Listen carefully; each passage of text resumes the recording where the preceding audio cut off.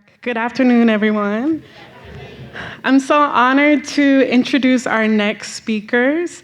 I'm first going to start with Series-Ytasha Womack. And Series-Ytasha is an award-winning author, filmmaker, independent scholar, and dance therapist. She is a leading expert on Afrofuturism, the imagination, and its applications, and frequently lectures on the subject across the world. Series-Ytasha was honored among Design Hub's 40 Under 40 Designers for Social Good and Innovation in 2017, and listed as a filmmaker to watch in the Chicago Tribune. Her book, Afrofuturism, The World of Black Sci-Fi and Fantasy Culture, is the leading primer on the subject and taught in colleges and universities all over. Afrofuturism is also a Locus Awards nonfiction finalist, and Series-Ytasha has created and leads an Afrofuturism dance therapy program for teens and adults, often providing these workshops to high schools, corporations, and museums.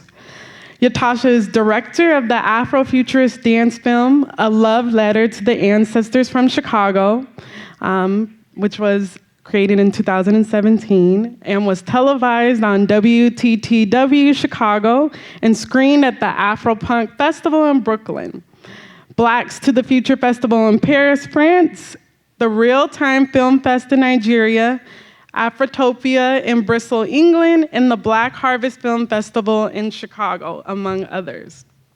The film won Best Experimental Film at the Collected Voices Film Fest. We want to acknowledge all of these great accolades. Almost done.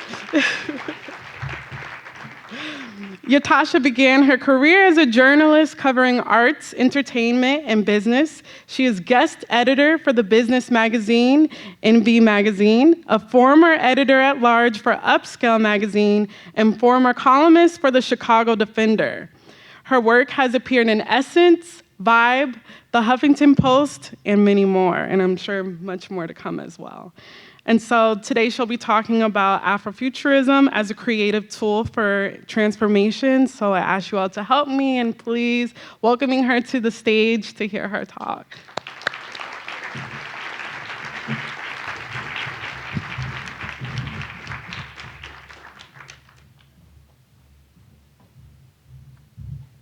Thank you. This is so exciting. I'm so delighted to be here with you all today. You are fantastic and wonderful. And you're wonderful in part because you chose to be here in this time. Such a unique time, such a perfect time for you to lend your creative insights, your experiences. The future is thanking you for all that you are currently doing as you transform this space and transform our world. I would like to just acknowledge our ancestors and thank them for all of the wisdom that they share with us, the whispers in the night, the dreams, the inspirations that we get that help us to move forward. Even when we can't find the written documents, we still can tap into these memories and to these concepts and these notions, and then we keep reading and we find these spaces which help us to understand who we are, recognizing that we are not alone. And we do this also acknowledging and thanking those people in the future for the insights that they provide, for the wisdom that they provide, for the warnings that they may give us that help us to make other sorts of decisions and to shift our consciousness as we transform and grow. And with that, I would just like to ask you all just for a moment, if you could, just keeping that spirit in mind, if you could just stand up for a second. And I know you're all feeling so fine and fantastic, and you just want to put your hands up over your head and just lean over to the side just a bit. Just a bit. Oh, how awesome does that feel? And let's stretch over. Oh, we so rarely move our obliques, I tell you. This is just not something that we do on a regular basis. If you can just get your legs slightly apart, make sure you're a little grounded, soft knees. African diasporic dancing always has a lot of grounding. But let's just take our shoulders and move one shoulder back. Just kind of softly. You don't have to jerk it or anything. Just kind of soft, letting your shoulders know you're here. Other side, other shoulder, please. Wonderful. How about both of those shoulders together? Oh, look at that. Letting your shoulders know you're here. All right, let's move them forward. Shoulders forward. Keep those knees soft. Very nice. Nice and soft now. Don't jerk it. And then let's just lift that chest. Can we lift just the chest? Just the chest. I'm just lifting my chest just a little bit. Knees still soft. Can you move side to side a bit? Just a little bit. That's all you're going to do. Just a bit. You're going to lift that chest again. Can you rotate your chest? How about this? It's a little easier if you keep your hands up like this. A little easier. All right, other direction, other direction. Keep those knees soft now. All right, let's just press. Press. Just the chest, just the chest, just the chest. All right, hips. We're just moving our hips side to side. Just a little wiggle. You're just saying, hey, hips, we're here. Okay, we're not just going to pop it just yet. That's not where we're going. That's not the point. Okay, let's just stick one leg out and just rotate the hip. If you get up on the ball of the foot, you're just rotating the hip. Very nice. Somebody's been dancing in the mirror. Okay, other side. Let's rotate here. Fine and fantastic. All right, get those knees nice and soft. We're just going to move up, lift the pelvis just a bit, and then wiggle, wiggle, wiggle, wiggle, wiggle. All right, press. Okay, do 2 presses. Knees soft. Oh, wow, okay, this is nice. All right, let's take it in. Here we go. Here we go. All right, we'll let them know. And now we're stepping. All right. They see you coming now, and now you're going to face your neighbor and be like, hey. All right, let's take it back. Let's take it back. Let's take it back. Oh, thank you so much. You guys can just a little bit of a warm-up to let our bodies know we're here. Just kind of moving that chest a bit, those hips. And that was just real nice and easy, wasn't it?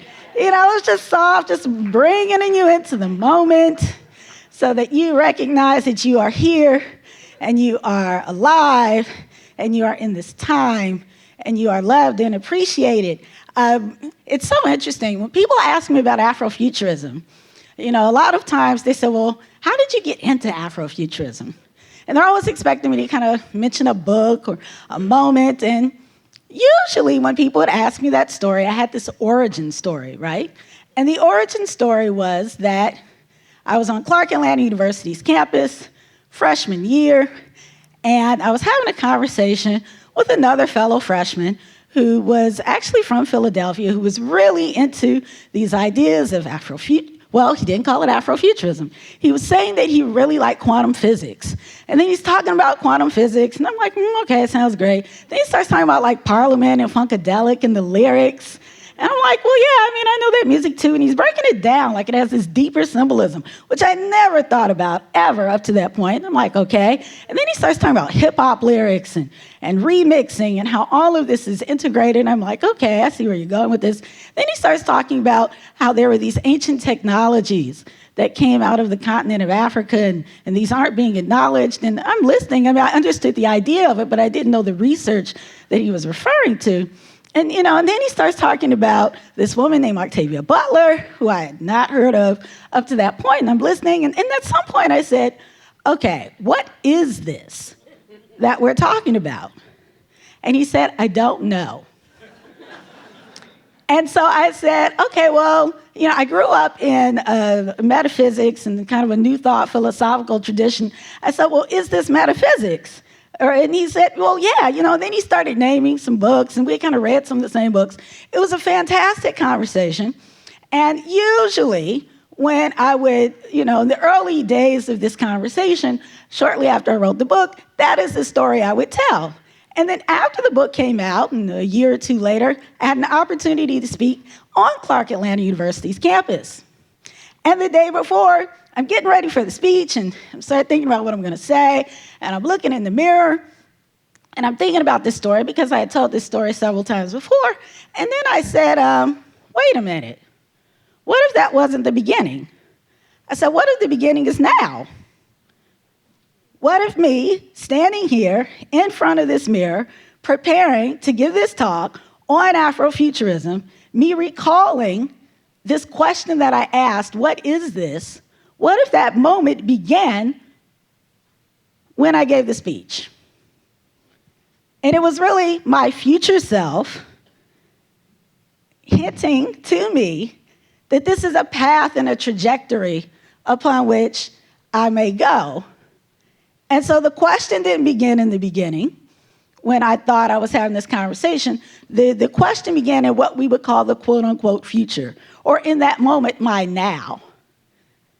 And I became so sort of fascinated by this idea, because it didn't just feel like an idea. And I'm a person who writes about time travel all the time in fictitious ways. But there was a certain kind of reality to this of, well, gee, what was the beginning? And what does that mean?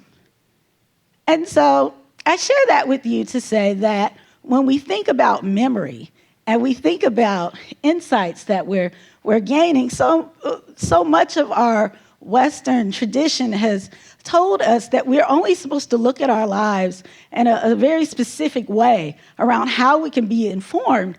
And there have been conversations that I've been having, even just in the past few days, with the speaker who's coming up later, and with others, that we're not always using the right language to articulate and represent some of the aesthetics, or some of the technologies, or some of the things we have at hand, because our language, the design through which we're operating, whether it's actual algorithms or it's the shape of our buildings and the clothes that we're wearing, are articulations of a worldview that we are socialized into. And we have cut ourselves off sometimes from even being able to recognize what we're bringing to the table. So when I was thinking about this, among other things, I like dance, and when I was writing about Afrofuturism, I wanted to sort of incorporate ideas in dance just because I grew up and I loved dance. And I felt that there was more to it. I studied a lot of different styles, but personally, I always loved just house music dancing, this whole idea of freestyle. And when I was working on a project, and I had this idea of taking these two characters from two different worlds. I'm going to take one, they're from Andromeda, and they're from the future, another person from the past. I'm going to have them go on a date at this Egyptology museum, and they're going to see these performances. I thought that would be a really cool short film to sort of capture some of the ideas in Afrofuturism, and nothing in my attempt to get this to come together was working at all. The only thing that seemed, I couldn't get the person who I wanted to play the Andromeda character to come, and I couldn't get the person from the past, and I had all these dancers who were supposed to be on the stage, because the person who wanted to play the violin wasn't there, and the person who wanted to play a harp. I said, you know what? Forget it. I had just come back from Cuba, and I had been studying salsa down there, and I said, I recognized in that moment in Cuba that dance is a language. Dance can be a technology. I don't speak Spanish very well, but as a person who was comfortable in my own body and a person who knew how to dance and felt open to connecting, I realized that there was more in these dance movements than just sort of moving around. And if you look at the history of salsa and you look at the history of rumba in particular, and you start thinking about the orishas or some of these spiritual movements that were incorporated in a dance that was hitting as a party dance. Because at different points in time, people couldn't always do these movements public, could not do them in a spiritual context. So it became very much a part of the party culture. So you would go to the rumba, and I remember a friend of mine there, when I was taking these lessons, they said, oh, we're going to go to this show. I said, great. And so I'm at the show, and the first person who comes out on stage, and they're like, oh, okay. And, there's people in the audience, they're moving, and there's a person on the stage. And the person on the stage said, oh, that's a legba. You don't know the response dance to that yet, so don't do anything. I was like, what? Oh, okay. It's fine. I'm waiting to move, right? I'm like, oh, this beat's great. They're like, you don't know this one yet, so just stay back. And so then next, it's like, okay, great, Alegba. And I knew the guy who was playing Alegba. I was like, oh, this is fantastic. Okay, so what's next in the show? And then they had a woman come out in bright yellow, and it's like, oh, this is Yumaya. Oh, wait, Ytasha, but you don't know this dance either. So you can't just kind of stay and watch. I'm like, well, can I move like this? No, you can't just move like that. You can't just do anything to this dance. There's a beat, it's a rhythm, you gotta wait until you learn to dance. I'm like, all right, well, man, when am I gonna get to dance? This is everybody else is dancing. They look like they're having a great time. And then next, out on stage, they have Shango, and the guys were hyped about Shango, and Shango's got the whole, machete going, and I was like, wow, this is wonderful, and the guys were excited, and he was like, you can't dance to this either, because you don't know this dance just yet, but you will learn it, and when you learn it, then you can do the call. I'm like, what is this about some dance? I don't know, and because I thought I was coming to see a show, and then I realized, well, wait, there's the audience, and there's people on stage, and everybody is a part of the show. And I get to this point, and then after Shango gets off, and then it's like, okay, now we can all dance. Now everybody's dancing, and they're doing rumba, which, as you know, or you may know, is kind of this grounded movement, and it's like this. That's the less sexy way of doing the dance for the purposes of being here.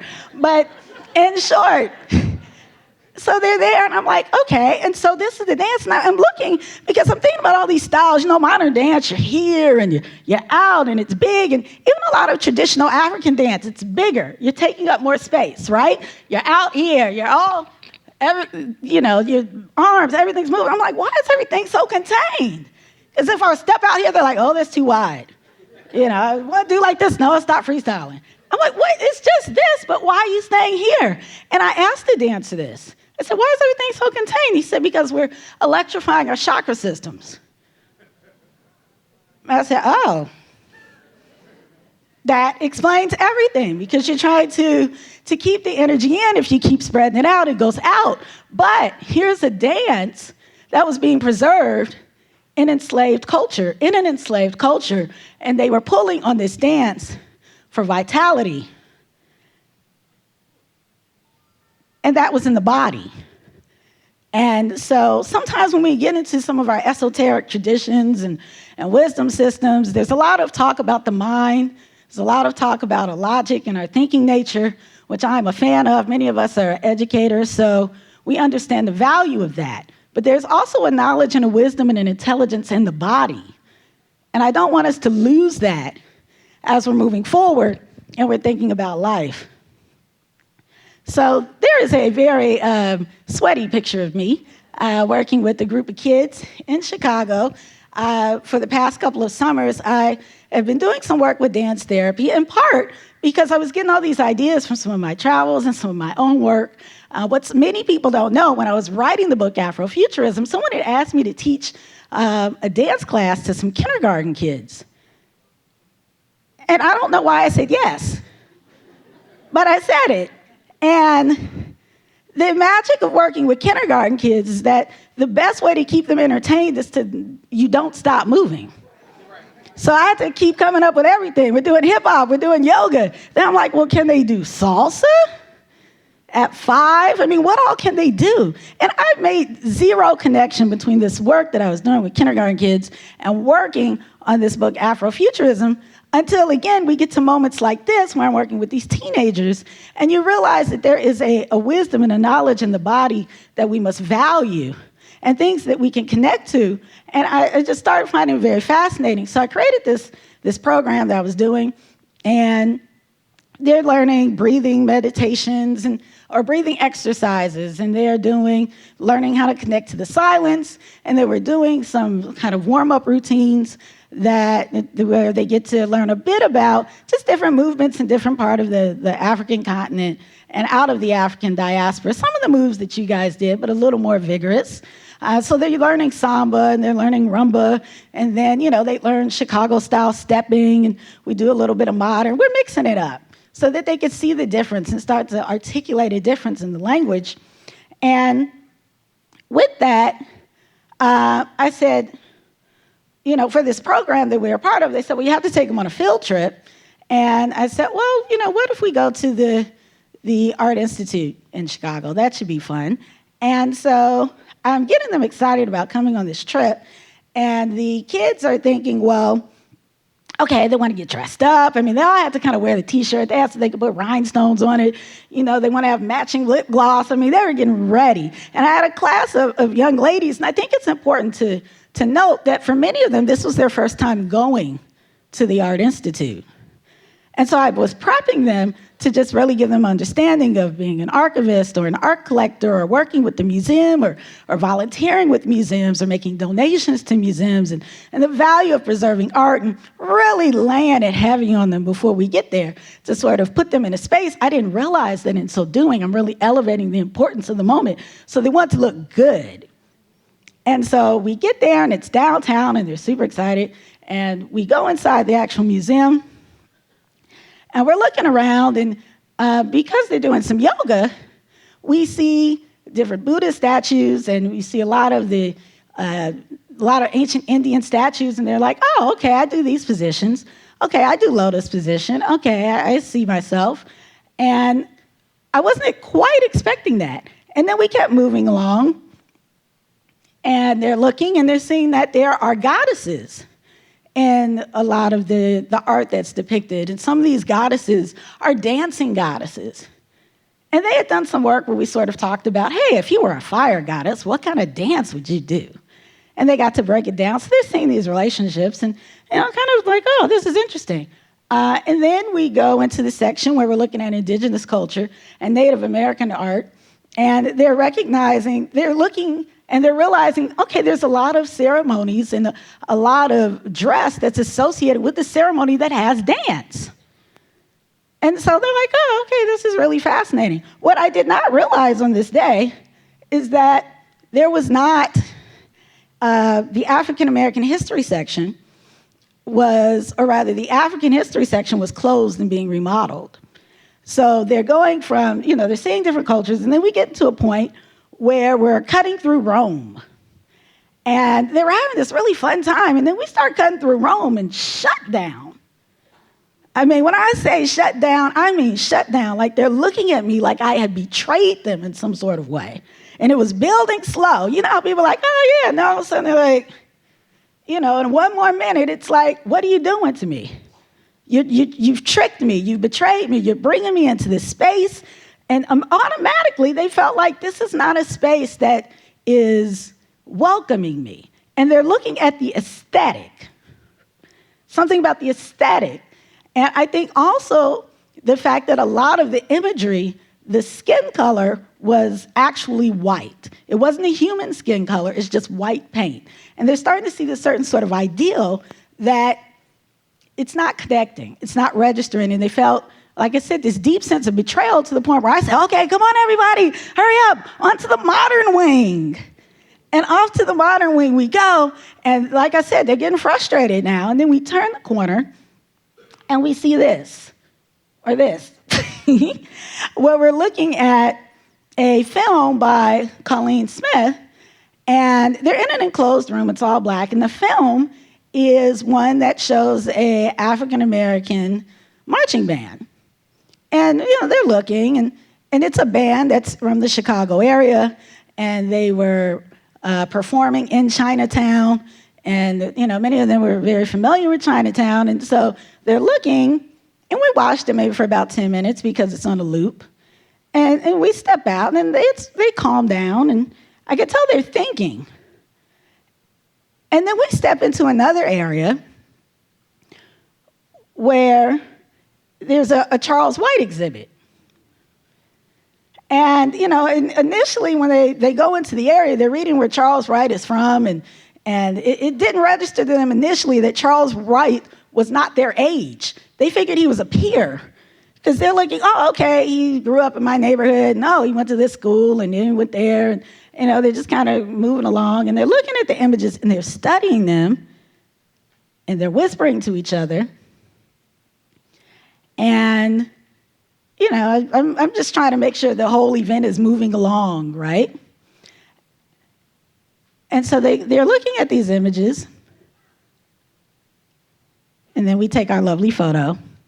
And when I speak to them later, and we have sort of a wrap-up, about this experience, they said to me, you know, that marching band, why were they in the museum? And I said, oh, well, I said, you're familiar with that style of marching band because it's at your high school. You watch the Battle of the Bands. You know, you're familiar with historically black colleges and some of the beliefs, that music tradition.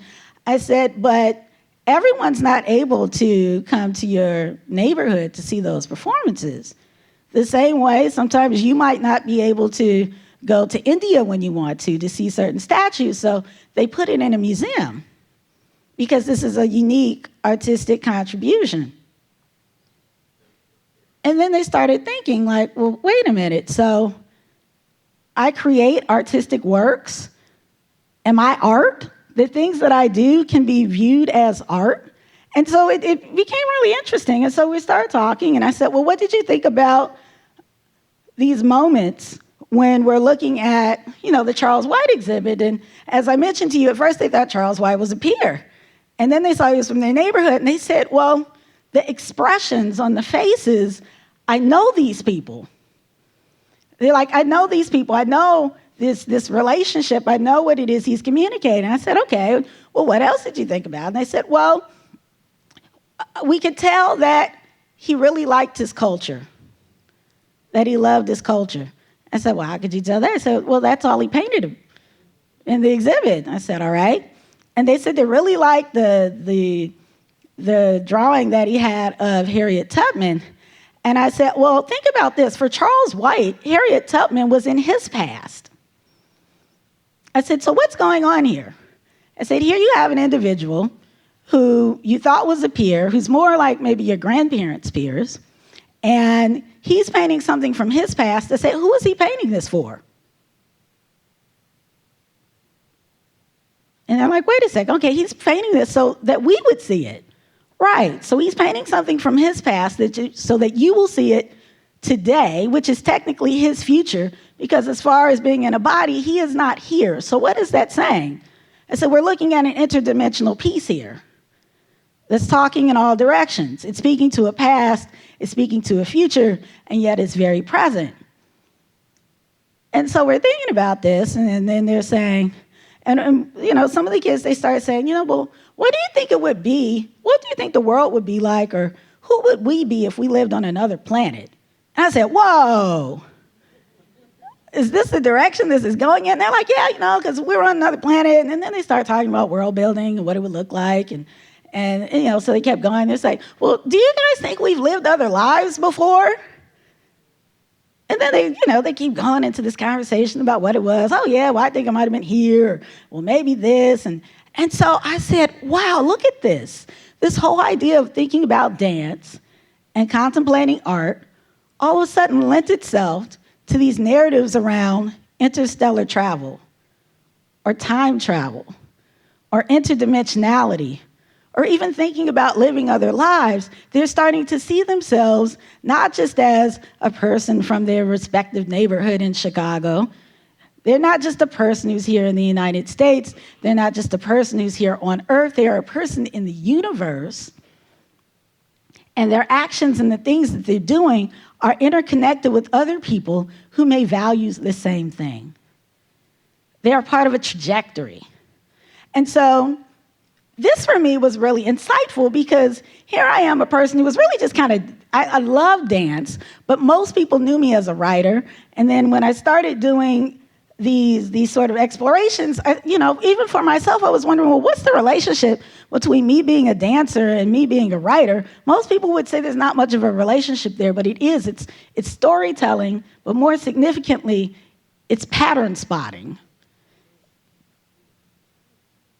Because you're dealing with beats and you're dealing with rhythms and you're trying to find yourself, you're navigating, right? How many different moves can I get in between these beats? You start thinking about clave counts, you start thinking about polyrhythms, you start breaking it all down, and the foundation of it often is a 2-3 or a 3-2 count. It's the same kind of foundation. A lot of African diasporic music falls on these counts. And so you're looking at this and you're like, okay, and you're thinking about all the movements that you can create, and this in and of itself is creating a space. Now you could say it's time travel, Time travel sounds cool. You could say it's an altered space. You can say it's just someone just, that's kind of in their groove, in their moment, but whatever it is a thing, and it is a thing that has been utilized and preserved and passed down in a lot of our cultures because there's value there. And so this particular piece is a novella I did called Earther 2198, and it's a part of the Rayla Universe series. About this particular story is about a woman who is a neo-astronaut. She's on a planet that's a couple hundred years into the future, and she's trying to teleport to another planet, and they wind up on Earth, and her story is all about trying to get back. And she's part of this larger story, which is Rayla 2212. Rayla is actually a woman who years later has to find these missing astronauts who tried to teleport, and they got stuck in space and time, most of them spaces and times that are on Earth, and she has to try to find them to bring them back to help restore order to the particular planet, because the planet that she's on started off as this utopian space, but then someone sort of took advantage of the chaos and asserted another order that they have to navigate. This is other artwork from the same piece. This particular one was created by Danilo McCallum, and he is, as far as I know, one of the first persons to do a Black Future Month. He did this Black Future Month. It comes out every year, and it's an art show that's actually in Toronto. And this is an image from a love letter to the ancestors from Chicago, because with that project, what I wanted to do was sort of look at the body and how you can bridge the future and the past through dance, thinking about the body as a space that can create those sorts of bridges, and doing so through movement, and sort of situating house music culture in sort of this larger African diasporic relationships or traditions, particularly because this project dealt so much with freestyle movement. Spaceship in Bronzeville is a book series that I put out. It was part of a Kickstarter project. I had a residency at Kickstarter, and it follows a woman in 1950s Chicago who is a reporter and works with the Defender, and there's rumors of a spaceship, there's spottings of spaceships, and she starts hanging around these individuals who were really into exploring the paranormal, but also contemplating futures.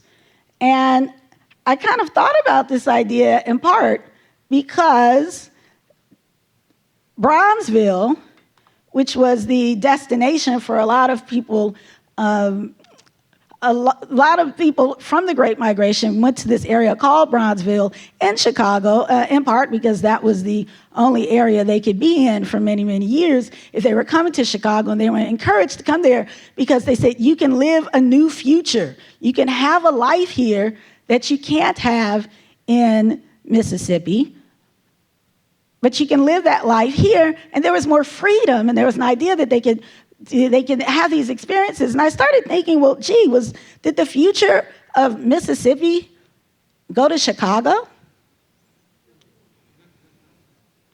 Would Ebony Magazine have been in Mississippi if things and times and traditions have been different? What would be different?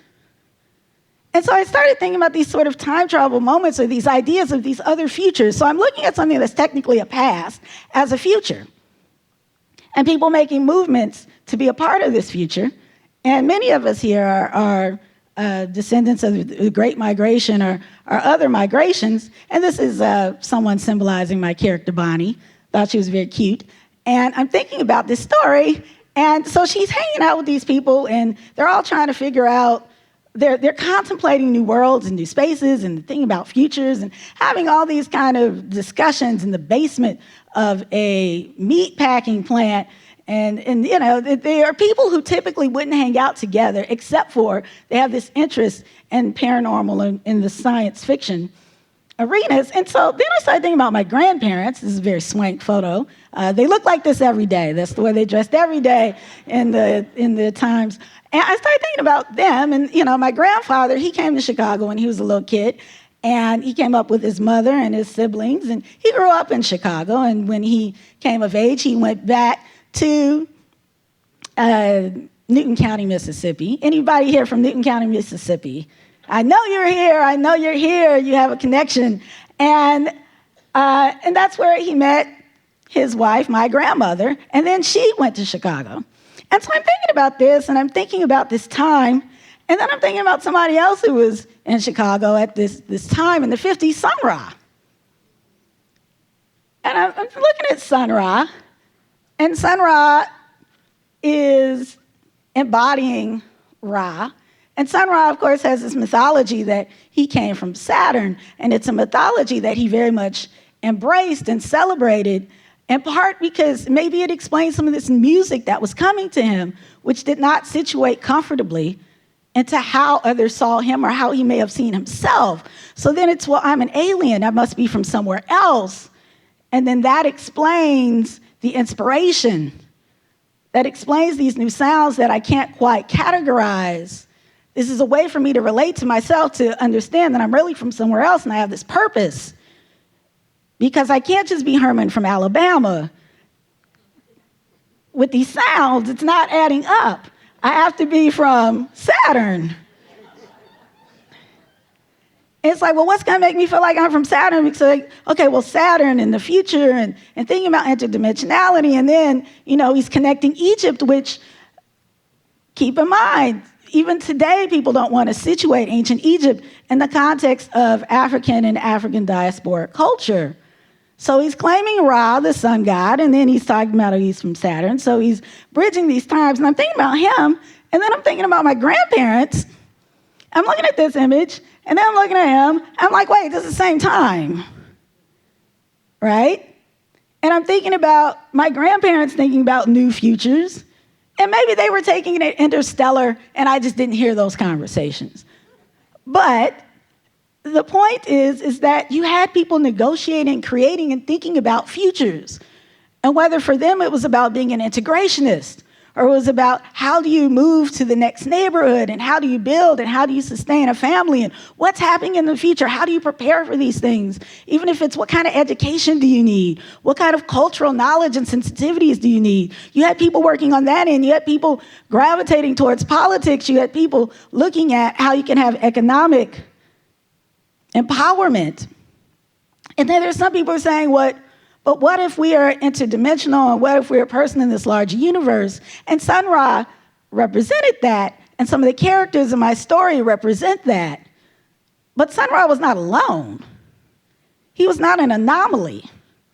He was part of a culture of people who were contemplating futures and then looking at how they could express themselves and how they could manifest these things that to them better reflected who they were. Because they said, I can't be what's around me. I'm something else, so I have to imagine what that thing is, and I have to imagine it, and they have to bring it about. And that's what had someone move from a rural area into a city that's a frozen tundra land, because there has to be some sort of way that I can recreate how I see myself, who I think I can be in this space. And so I'm looking at this past as a future. And I'm looking at the fact that I'm a descendant of people who had this sort of vision, and I'm in technically what could be their future. And these things just became really sort of fascinating to me. And of course, Sun Ra believed in telepathy. And so you're probably wondering, okay, well, all of this sounds awesome, Ytasha, but what is Afrofuturism? Afrofuturism is a way of looking at futures or alternate realities, but through a Black cultural lens. And when I say a Black cultural lens, I'm talking about people of the African diaspora and people of the African continent. I'm talking about all of these, and I think it's very important for you to recognize that when I'm talking about Afrofuturism, I'm talking about where all these different lenses, all these voices often meet. because we're working with some of the same concepts. I mean, you see Afrofuturism, of course you know it in music with Janelle Monáe or some of the technologies of the future. Or you're thinking about someone like a Sun Ra or an Alice Coltrane, and there's a lot of symbolism that you see in jazz, but it's in dance and it's in literature. I like the idea of using the imagination to transform our circumstances, to reimagine ourselves, because it gives us agency to feel like you can transform your present and to transform your future. If you never limit yourself because of others' limited imagination, never limit others because of your own limited imagination. Afrofuturism does not look at time in a linear way. It looks at the future, the past, and the present very much as one, as we articulated. Afrofuturism looks at mysticism as the flip side to technology in a lot of our sciences. It values the divine feminine. And when I say the divine feminine, I'm speaking not just of women or not just as femmes, but I'm also speaking of the feminine aspect of humanity. It values intuition. It values nature. It values this sort of non-linear thinking. It values the realm of the subconscious as much as it does our thinking nature. This is symbolized by the Ankh, but it's symbolized by many things. And Afrofuturism does acknowledge that race is a technology. And many of us here, we all know that race was very much created. We know this, but when you think about a technology, it helps you to think of someone making something for a purpose. But it's also, whatever that purpose is, it can also be dismantled. To think about someone making race, to think about that several hundred years ago, the idea of being black or white as we know it didn't quite exist. The power imbalances that we associate with some of these dynamics did not exist. That was created through law and violence and force over many years. And a lot of that has been eradicated. But it's important to remember that it was created and can be dismantled. The impacts of it can be dismantled. And so which you might say, well, wait, if we dismantle things associated with race, how can I be comfortable and proud of who I am in my culture? How do you keep the culture if you dismantle these power imbalances associated with race? How does that memory show up? What does that look like? And here's an image by Kerry James Marshall. And he's articulating keeping the culture, and it looks like he has a family and they're in another galaxy, and it's a nuclear family. But you see Dogon art, and you see Yoruba art, and you see the kids, and it's like they're looking at a hologram, and they're learning about Earth, where they were from. And now they're somewhere else. I don't know what their identity is, but they at least remember and activate the things that brought them to that space.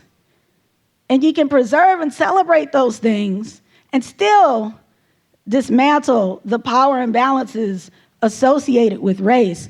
Afrofuturism is about activating a vision.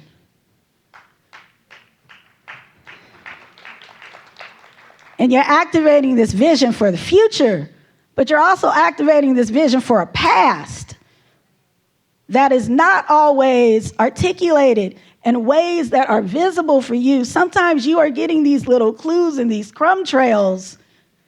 We just heard about the librarians. They're talking about these things. They're like, I know something is there. I am looking for it. And at some point, and I didn't ask them, they had to kind of imagine some sort of context to make all these pieces work together because they knew there were more people working on this issue. It doesn't make any sense. How many of you are writing in your diaries and saving it for future times?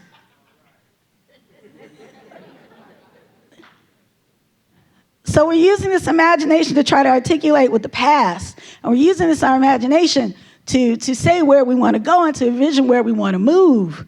But we're also using that imagination to create new spaces now in your contemplation of this past and this contemplation of this future. If the future and the past and the present are one, and you are situated through your own focus around those areas, then what are you transforming? You are transforming now. You are transforming who you are now and how you interact with the world. You are transforming a present. So contemplating the future is not something for people who just like the arts. It's not a luxury. It's what we do as human beings when we understand and connect with ourselves. People are excited about Afrofuturism because they're thinking African and they're thinking future, and the first thing subconsciously that may come to them is, I don't associate Africa and future with the same thing. It creates a moment of cognitive dissonance. You're like, and they're like, because it's creating a new space to have a dialogue that you've already been having, but probably haven't acknowledged because of the language or the designs around you are in some ways not helping you to see yourselves, to acknowledge your own thoughts. So Afrofuturism is a lens on how to talk about the future. A lens that is rooted in the cultures and the people of the African continent and the migrants who've come out of those, forced and otherwise, who have built these spaces, and the insights and the wisdom from those spaces can help everyone. It can transform our humanity because there are people creating the quote-unquote future who do not have a context of culture, who may not have a context for some of these things. And just because they don't have a context doesn't mean it doesn't exist. It's still here for us to build, here for us to improve and to look at ourselves and to value humanity as we move into the future, as we understand who we are in the past, and as we reconcile and live the lives that we're supposed to do now. Because these contemplations are transforming us every moment, every second, collectively. And our optimism will transform us because our optimism is why many of us are even here. The optimism of people who are in tougher circumstances we are trying to imagine but don't want to imagine, is how some of us are here today. Value who you are. Value the things that make you who you are, and celebrate your relationship to the future, these technologies that you have through the arts, and this wisdom that is available for all of us to recraft a better life today and tomorrow. Thank you so much for being fantastic.